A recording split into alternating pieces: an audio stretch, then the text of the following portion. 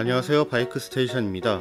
모든 매뉴얼 바이크에 들어가는 부품인 클러치 레버, 스쿠터나 DCT 방식이 아닌 기어를 수동으로 변경해서 주행하고 없으면 출발조차 불가능하게 만드는 많이 별거 아닌 것 같지만 중요한 부품이죠. 근데 클러치 레버가 무슨 역할인데? 라고 물어보시면, 클러치 레버는 엔진 속 클러치라는 부품을 조작하게 해주는데, 클러치 레버에서 클러치 케이블로, 케이블에서 클러치로 조작되는 방식이죠. 그럼 클러치가 뭔데? 라고 물어보실 거예요. 상세한 건 다음에 다룰 거니까 아주 쉽게 말씀드릴게요.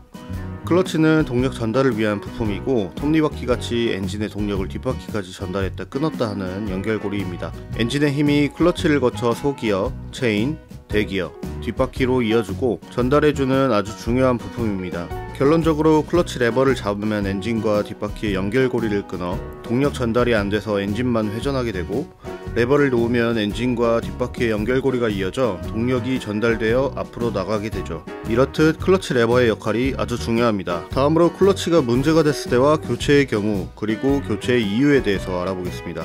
이유는 다양합니다. 오래돼서 유격이 심해진 경우, 파손으로 인해 날카롭거나 길이가 짧아져 조작이 불가능한 경우, 손이 작거나 특별해서 그에 맞는 레버로 교체하는 경우, 접이식 레버로 넘어졌을 때 부러짐 방지용으로 튜닝하는 경우, 마지막으로 드레스업이나 기능성의 이유로 튜닝 레버로 튜닝하는 경우. 교체는 순정 또는 사제 튜닝 레버로 선택지가 갈리게 되는데, 이 부분에 대해서 알아보자면, 첫 번째로 순정 레버입니다. 순정 레버는 사실 완성도가 굉장히 높은 편인데요, 제작 과정을 보면 바이크 회사에서 레버를 제작하는 각 협력사에 바이크의 콘티나 도면, 필요 정보를 전달하고, 각 협력사는 필요 사양에 맞춰 제작한 후 샘플을 다시 바이크 회사에 제출하는데, 바이크 회사는 본인들의 사양에 맞는 샘플을 채용해서 만들어지죠. 여기서 필요 사양이란 피팅감, 안정성, 내구성, 생산성 등등 여러가지 항목이 있고, 이 모든 조건을 만족시켜야 하죠. 그러기에 결코 순정을 무시할 수가 없습니다. 그럼에도 불구하고 튜닝하는 이유는 순정 레버보다 사제 튜닝 레버가 더 멋있고 예쁜 경우가 많아서일 텐데,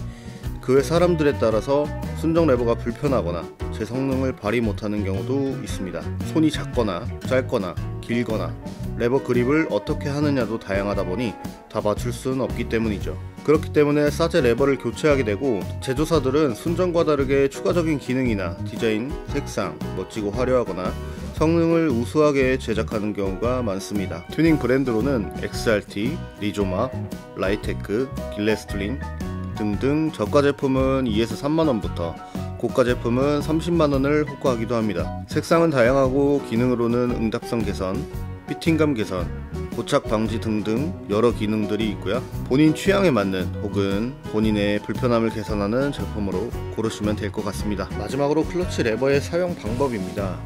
숙련도에 따라 자신에 맞는 방법을 사용하시는 게 좋겠지만, 바이크에 문제가 생기지 않게 습관들인 게 아무래도 바이크 유지관리나 관리비용 절감에도 좋으니 숙지해 두시면 좋을 것 같습니다. 일단 클러치 조작은 크게 두 가지로 나누는데, 클러치, 풀클러치, 완클러치, 반클러치라고들 많이 하시죠. 클러치는 이해하기 쉽도록 풀클러치라고 하도록 하겠습니다. 첫 번째, 풀클러치란 레버를 정상적으로 다 놓고 동력이 다 전달되게 한 뒤 스로틀을 감는 조작 방식입니다. 두 번째, 반클러치란 레버를 다 놓지 않고 절반 또는 절반보다 못하게 놓은 상태로 동력이 제한된 상태에서 스로틀을 조작하는 방식을 대개 말하죠. 여기서 문제는 반클러치의 사용입니다.